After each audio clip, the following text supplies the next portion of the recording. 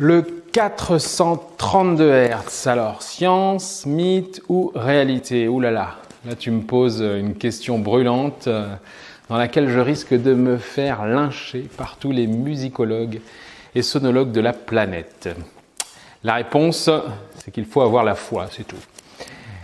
Bon, plus sérieusement, il y a 8 Hz d'écart entre le fameux diapason du La à 440 Hz, homologué en 1955 par l'Organisation internationale de la normalisation, et l'objet de la polémique, donc, ou de l'exécution sur la place publique. On verra en fonction des commentaires, donc du La à 432 Hz. Donc ce débat sur la bonne fréquence du La de référence crée une controverse assez virulente aujourd'hui. Et en même temps, c'est presque une confrontation assez habituelle qui oppose un peu la science et l'ésotérisme. Il existe un article publié par Emmanuel Comte, qui est sonologue et directeur du centre Medson, qui est intitulé « Le mythe du La 432 Hz », dans lequel il démonte l'ensemble des pseudo-arguments que l'on entend régulièrement et partout sur Internet concernant l'historique du 432 Hz et sa création. Alors j'apprécie beaucoup Emmanuel Comte et ses recherches historiques sont très inspirantes. Il a raison, en partie. Beaucoup d'arguments que l'on entend, comme l'utilisation du 432 Hz pour accorder les instruments anciens, les fréquences de l'univers, de l'ADN, du rythme cardiaque ou de Pythagore et j'en passe, donc ne tiennent pas la route, c'est clair. Et selon ses recherches, il n'y avait a priori pas de diapason avant le XVIe siècle. Donc cela signifie-t-il pour autant qu'aucun instrument n'était accordé correctement ou qu'il n'y avait aucune note de référence? Je ne le crois pas. Après, je pourrais donc intituler cette interview « Le mythe du mythe de 432 Hz » si j'y apporte aussi une modeste contribution, on verra bien.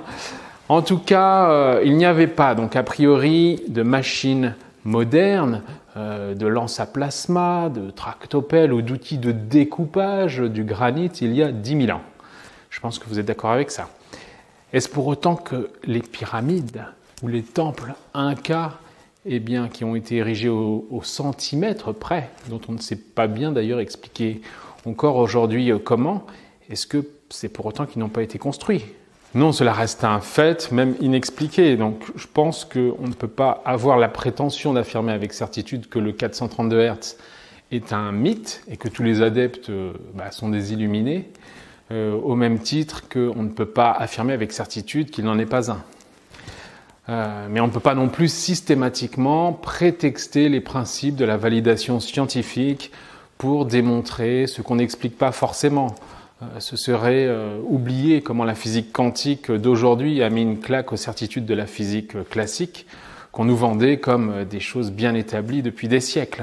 Donc personne au monde ne peut prétendre avoir des certitudes absolues, même scientifiques. Une citation du mathématicien Cassius Kaiser, que j'aime bien, disait la chose suivante: « La certitude absolue est le privilège des esprits sans éducation ou des fanatiques. Elle est pour le scientifique un idéal irréalisable. » Donc en toute logique, tout ce qui a existé et ce qui existe, existe, même sans qu'il soit démontré scientifiquement. Et tout ce qui a déjà été démontré scientifiquement a bien aussi existé avant qu'il le soit. Une chose n'existe pas donc uniquement que s'il a été démontré scientifiquement. C'est absurde, donc, puisque toute chose préexiste à la science. Donc toute expérimentation scientifique ne peut, dans le meilleur des cas, simplement confirmer qu'une chose existe bien et non l'invalider, c'est-à-dire confirmer qu'elle n'existe pas, puisque c'est déjà un fait. Donc voilà, c'était juste pour se remettre bien dans la tête qu'il faut toujours aborder une recherche dans une démarche scientifique, ça c'est bien, mais avec une grande humilité et une grande ouverture d'esprit, considérant que nous voulons simplement comprendre la nature, notre nature, et non pas se substituer à elle.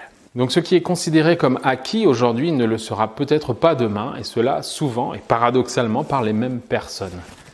Je sais que je ne sais rien, disait Socrate.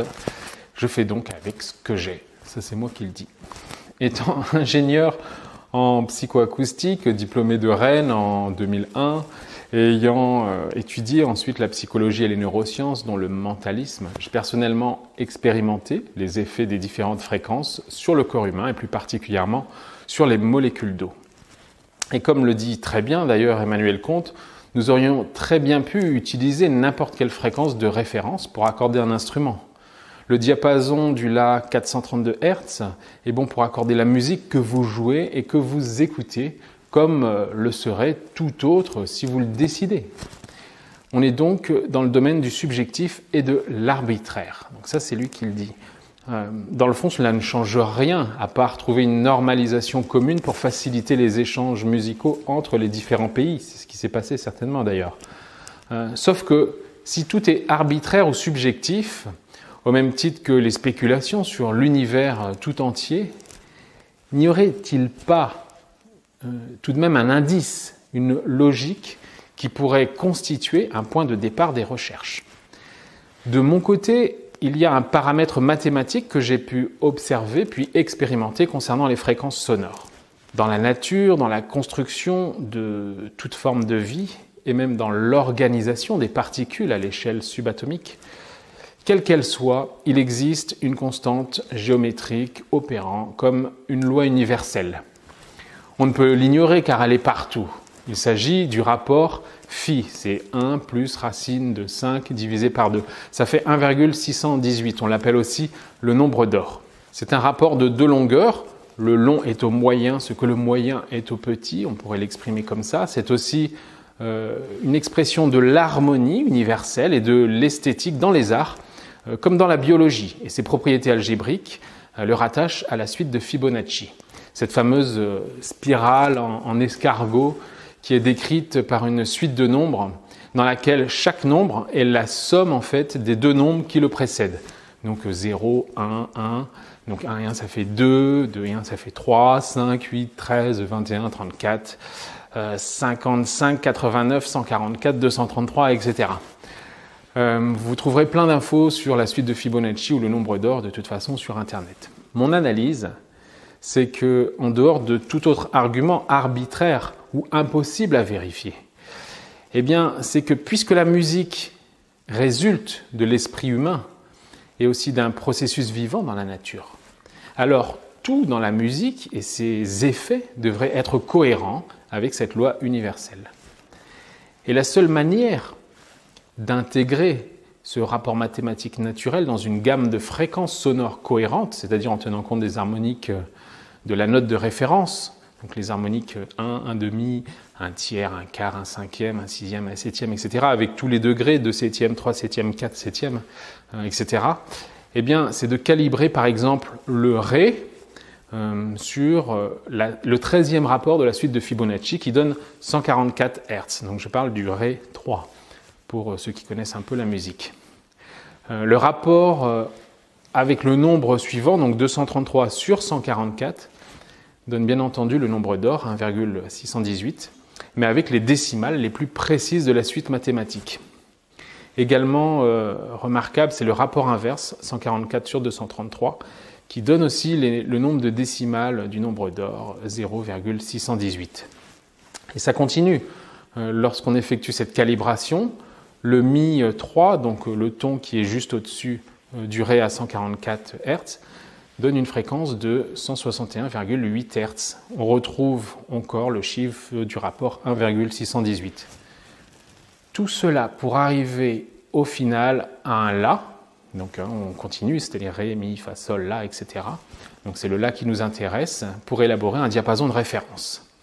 Et ce La, donc quand on suit cette suite, devinez sur quelle fréquence on tombe. Eh bien on tombe sur 432 Hz.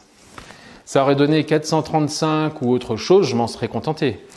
Peu importe, mais il se trouve que ça donne 432 Hz, la fréquence qui fait polémique. Alors coïncidence ou rapport mathématique naturel universel, peu importe. La question serait pourquoi j'ai établi plutôt que 144 Hz serait un Ré et pas un Sol ou autre chose comme note. En fait, ça n'a aucune importance en soi. Le nom des notes a été inventé il y a plus de 900 ans. de la même façon, hein, arbitrairement. Et ce n'est pas le nom de la note, en fait, qui a de l'importance, mais sa fréquence de résonance. Donc, tu peux appeler un Ré, un Mi ou un Sol, comme tu veux, ou C, D, E, F, G dans l'appellation anglo-saxonne. Ça ne change rien à l'étalonnage de la gamme. Les intervalles des fréquences des notes se suivent mathématiquement dans tous les cas. Alors, ne cherchons pas ce qu'il n'y a rien à chercher. Parfois, il faut simplement juste écouter, observer et se laisser porter par ce qui nous entoure. J'ai pris le Ré à 144 Hz simplement parce qu'il se rapprochait du Ré des autres références, donc les références les plus proches. Voilà, en priorité. Il n'y avait pas d'autre explication particulière. Donc certes, on a des traces historiques du diapason seulement à partir du XVIe siècle, mais le nombre phi, lui, le nombre d'or, est connu depuis la plus haute antiquité, dont Thalès, c'était 600 ans avant Jésus-Christ, qui l'avait déjà introduit en Grèce dans la géométrie égyptienne.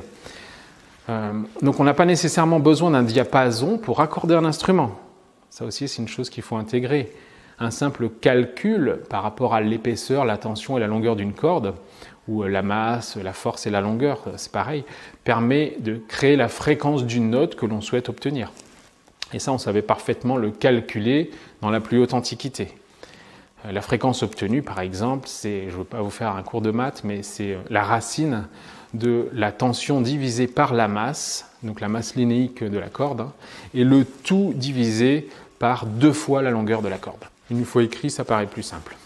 Alors, tentons juste d'observer si les harmoniques des sons calibrés sur cette fréquence de 432 Hz eh bien, produisent des effets sur les molécules d'eau et les cellules du corps, comparé à une autre fréquence de référence comme 440 Hz. Ce sera là la meilleure démonstration. Ce que tu dois comprendre, c'est que le diapason de référence en soi n'est pas important. Ce qui est important, c'est qu'il donne un sens aux vibrations émises et que ces vibrations provoquent, plus que n'importe quelle autre fréquence, un maximum de résonance dans notre corps, dans notre esprit et surtout dans notre cœur. En fait, je recherche une fréquence de résonance du diapason, certes, mais avant tout, ce que je recherche vraiment, c'est une fréquence liée à l'amour, bien sûr. Je pense aussi que la musique ne serait qu'une perversion d'elle-même si elle n'a pas pour but ultime l'amélioration de l'humanité. J'ai donc personnellement expérimenté les effets des résonances sur une gamme de 24 fréquences accordées au La 432 Hz, en partant donc du Sol qui est à 192,43 Hz au Fa dièse, beaucoup plus haut, donc à 726,53 Hz. En collaboration avec l'IMN de Nantes, qui est l'Institut des matériaux nantais, c'est une unité mixte de recherche du CNRS, eh bien, j'ai utilisé un générateur de fréquences, un amplificateur vocal et un microscope électronique pour procéder à l'analyse des molécules d'eau isolées, mais aussi contenues dans des cellules humaines. Donc tout ça soumis à différentes séquences de fréquences. Des fréquences de la gamme du 440 Hz, donc la norme d'aujourd'hui, mais aussi 528 Hz, 435 Hz et bien sûr la gamme à 432 Hz. Je n'ai pas eu la chance de réaliser ces expériences avec leur nouveau microscope électronique à transmission, le Nantemis ZG3. C'est Thermo Fisher Scientific qui le fabrique et qu'ils ont récemment installé dans leur laboratoire. Ça viendra peut-être un jour, je l'espère. Je leur lance un appel. Mais ce fut tout de même, de toute façon, une expérience instructive. Les fréquences accordées sur le 432 Hz ont provoqué des effets de résonance évidents à tous les niveaux, donc agitation des cellules, des cymatiques exceptionnelles et harmonieuses sur les cristaux d'eau et parfois même des déformations surprenantes des cellules. Je parle des déformations élémentaires dans leur structure cristalline. Pour les autres fréquences, alors 440 Hz, 528, 435, etc., l'eau n'a pas du tout réagi de la même façon et parfois même aucun effet particulier n'a été remarqué. Par exemple, les résonances de la séquence du 432 Hz provoquent des cymatiques dont l'harmonie, donc les cymatiques c'est les dessins du son, dont l'harmonie est démontrable mathématiquement en utilisant les rapports A sur B, donc 1,618, donc la suite de Fibonacci. Ce qui est le ce qui n'est pas le cas avec les cymatiques des autres références. Au final, pour 8 Hz, donc d'écart seulement entre le diapason classique de 440 Hz et celui du 432 Hz, les expériences révèlent tout de même un écart important dans les résultats. Mais attention, l'expérience tournait exclusivement autour des résonances de l'eau et des cellules humaines qui contiennent 60 à 99% d'eau. Je suis tout à fait objectif sur le fait que si nous avions testé d'autres types de matériaux, peut-être que les séquences de notes du 440 Hz ou autres références auraient très bien pu convenir parfaitement.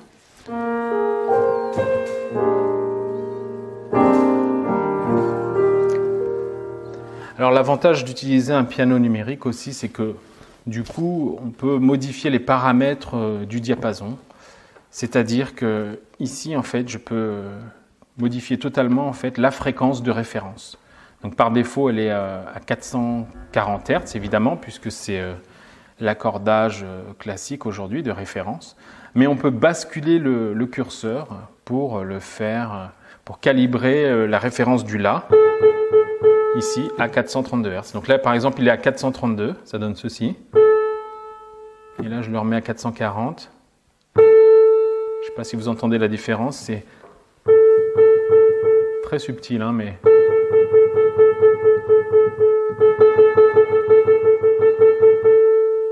Donc 440, il est un petit peu plus aigu, et 432, il est un tout petit peu plus grave, 8 Hz de moins, comme on l'a dit. Là, je joue à 432 Hz.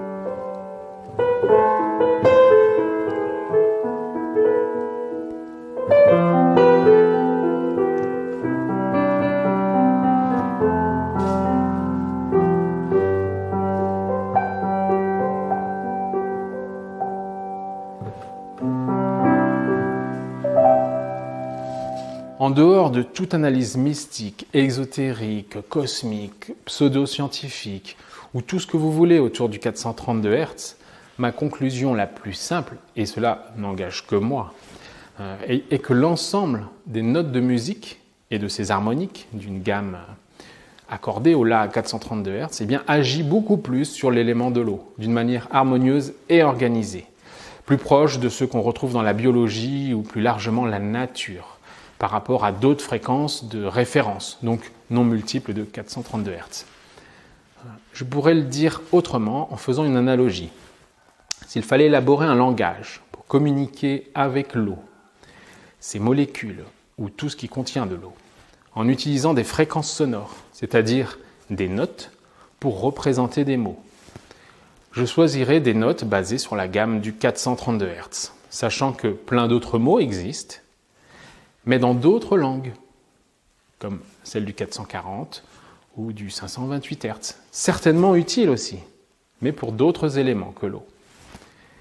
Mais si ton objectif aujourd'hui est de communiquer avec un élément naturel comme l'eau, alors tu auras plus de résultats, à mon avis, en utilisant le langage qu'il comprend. Et si l'on vérifie notre théorie en jouant chaque note correspondant à chaque nombre de la suite de Fibonacci?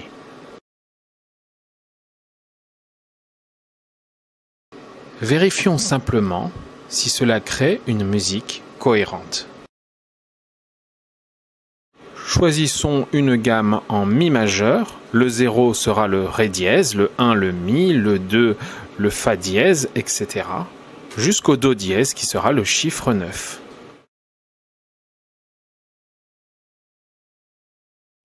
Zero added to itself just equals zero forever. In fact, that's what you've been hearing in the background. In order to start the sequence, we need to add a 1.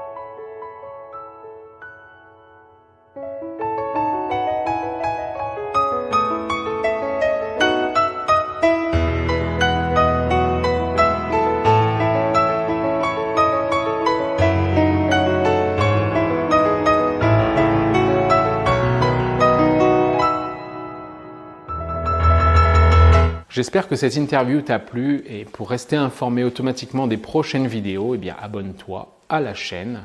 C'est gratuit, il te faut juste cliquer sur le bouton en dessous, s'abonner. À très bientôt.